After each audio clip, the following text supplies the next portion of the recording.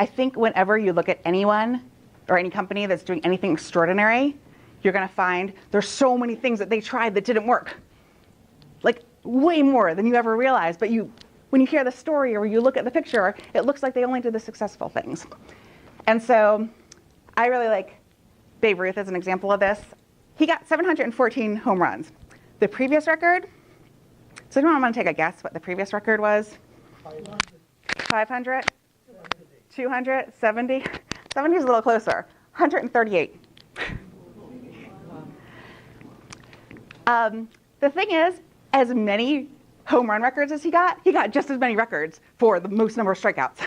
They called him the King of Strikeouts. But now, when we look back at this, we say, okay, do we remember him as a strikeout king?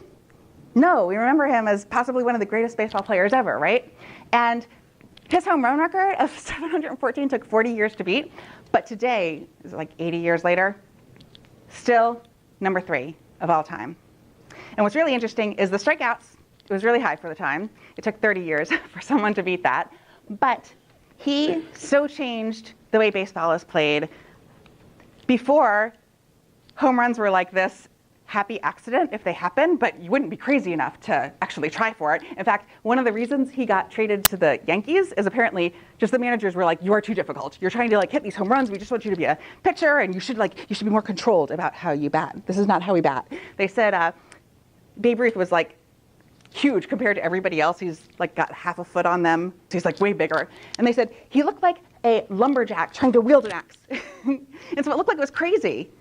And so instead of going, wow, we're getting all these home runs, even in, what was the year he got traded? 1919? I think it was 1919 was his last year with the Red Sox. Okay, right. And he got the record of the league for the most home runs. And they're like, I don't care. We don't want to deal with this.